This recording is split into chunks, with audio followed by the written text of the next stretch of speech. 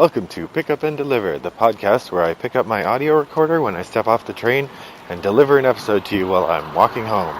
I'm Brendan Riley.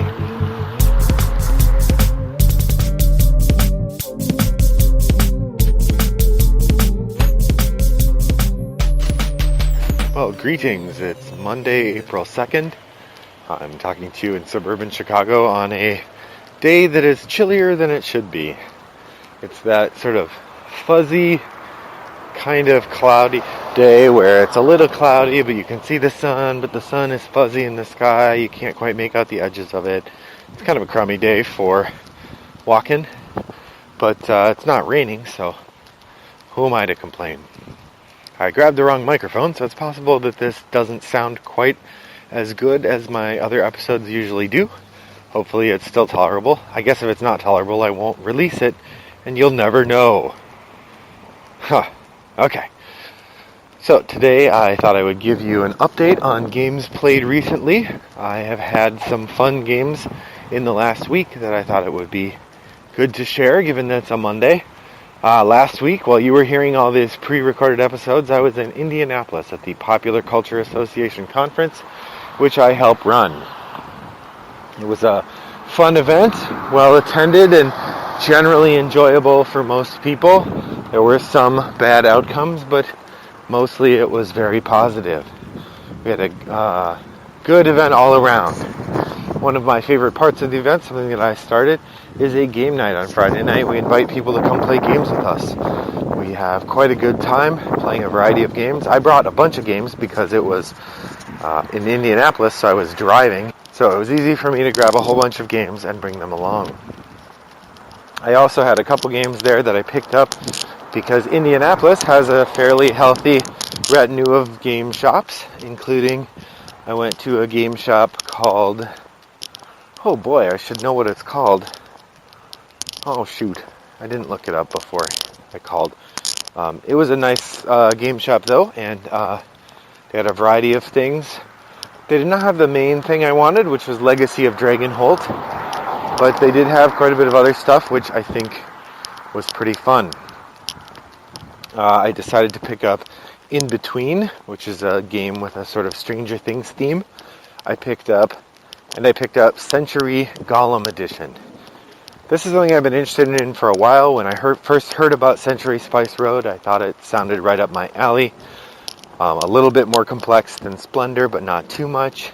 It seemed like the kind of game I'd want to play. But then it was going to be about spices in the Mediterranean. I really couldn't care less about that. And then, originally when the game came out, they said they were going to release 2 editions. The second edition would have golems on it, and it would be like, I don't know, magical or something. I was like, that's a theme I could get behind. And then when they actually came out with Century, they said they weren't going to release the Golem Edition. And so I didn't buy the game, because I don't want to trade spices. I don't care. I know it's basically the same game, but I didn't want to trade spices. But then they did release the Golem Edition, and I bought it. And I've played it a few times now. So first I'm going to do a mini Shooting from the Hip episode. So Shooting from the Hip. Pow! Talking about Century Golem Edition. So if you haven't played Century, either edition, my understanding is the only difference is the flavor of it, that the game plays the same either way. Century is a game about trading, in the Golem Edition, crystals for other crystals. The idea is there are yellow, green, blue, and turquoise crystals. Not turquoise, purple, magenta. Yellow, green, turquoise, and magenta crystals. And each kind of crystal is a little bit harder to get as you go up that list. So yellow is the easiest to get, green is a little harder, and so on. On your turn, you have a hand of cards, which you get to refresh by taking a rest action if you like. Or you can play a card and do what it says. Or you can pick up a card, which would then, on your next turn, let you have more cards to choose from. Or you can buy a scorecard, and the scorecards are the things that let you win the game. Most of the cards that you have either get crystals of various colors, or they transform crystals from one color into another. It's a game about building an engine. You want to build something that efficiently transforms crystals from one color to another so that you can buy those scorecards. I've played it 3 times so far, and I feel like I'm starting to get the hang of it. One of the key nuances of the game is that when you do the trade action, where you trade one kind of crystal for another kind of crystal, you're allowed to do that more than once if you have the crystals for it. So, for instance, the last game I played, I had a thing that traded 2 green crystals for 2 blue crystals. And so I would get myself in a position where I have 4 green crystals, and then I would play the card, and I would trade all 4 for 4 blue crystals. And then I would follow it on my next turn with a card that turned 2 blue crystals into 1 pink and 3 green. So over the course of 2 turns, I would turn 4 green into 6 green and 2 pink. And that worked out very nicely for doing well in that game. But overall, the theme is not very heavy. It's really about sort of getting these cards and changing the crystals, but it's just the right depth. I think my wife liked it, and my daughter, I think, will like it. She hasn't gotten to play it yet. I imagine she'll be much better at it than either my wife or I, so that's going to be a real challenge. But it's a good, fun game, as all the other reviews tell you. So I think it'll stay in our collection for a while as a really nice light game. Once everybody knows how to play, it's probably 20 to 30 minutes to play a game, so perfect for a quick game in the evening when you feel like it. I also picked up the Mountains of Madness, the Rob Daviau game. I haven't gotten to try that one yet, but I punched it and it looks really snazzy. Okay, so game night. I went to game night and I brought a bunch of games with me. I think I told you in one of my previous episodes that I would be bringing games, but I did in fact do that, and we got to play a bunch of games. A couple highlights. I showed people how to play One Night Werewolf. That went well. People enjoyed it. I also showed people how to play 2 Rooms and a Boom. I ran 3 games of that, and that went really well. Boy, I like that game a lot. It's very well received and enjoyable. I've got some kids here. Hold on. Hello.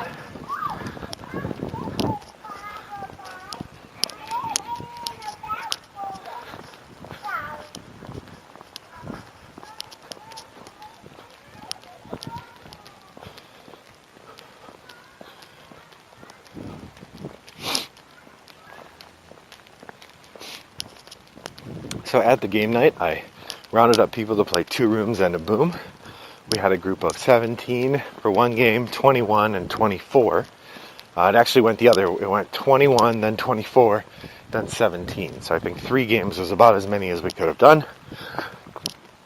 And with each game, I added a little bit more complexity, adding a few new rules.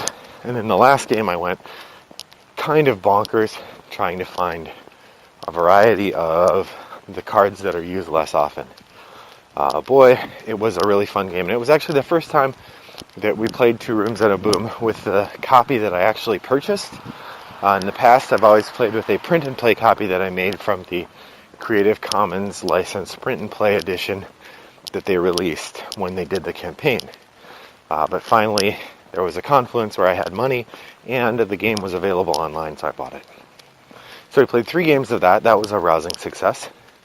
I got to play 7 Wonders once, and it reinforced my big rule with 7 Wonders, which is if you can take a science card, you should. And if you notice someone else taking science cards, you definitely need to take some. In this case, we were teaching the game, and there were 4 people playing. 2 of them were new, or one of them had played once before. One had never played. Another person had played plenty of times like I had, and there was me. As we were teaching the games, we were teaching about the various parts of it, and we taught about the science cards. And we said, the science cards are very powerful if somebody gets a lot of them. A couple of them are just worth a few points. If somebody gets a lot of them, they're worth an crazy number of points. So if you see someone taking a lot of science cards, you have to take some yourself to stop them from winning the game. I said that twice, quite clearly. And then I started taking science cards. And the person who played before a bunch of times saw me doing it, but didn't stop me taking any, didn't take any herself. The person across the table from me had played one other time. She took 1 science card, and the other new player took 0. And I ended up winning by more than 20 points because the science cards are just so dang good. So there's your lesson for 7 Wonders. Let's see what else. We played Linky a few times, which is a fun trivia game. And one group, I did not play with them, but one group played Publisher Parish Survival of the Witless, which is a game themed around academic tenure. It's crass and cynical about the academic engine, but at an academic conference it's quite a delight, and they seem to enjoy that quite a bit. Overall, a really fun time was had by me and the other people at the con. The game night was quite a success. People played D&D and a variety of other games. Overall, it was a great success, and I'm glad to have played it. So if you're having an event, I encourage you to think about having a game night at your event. Bring a few games that you can easily teach people and see whether or not they can join you. Well, I think that's going to be it for me today. I'm looking forward to hearing from you. What do you do at your game nights if you're able to have one? Reach out to me, Brendan at rattleboxgames.com, or tweet at me at rattleboxgames. Thanks for listening to Pick Up and Deliver. I hope that your next walk is as pleasant as mine was. Bye-bye.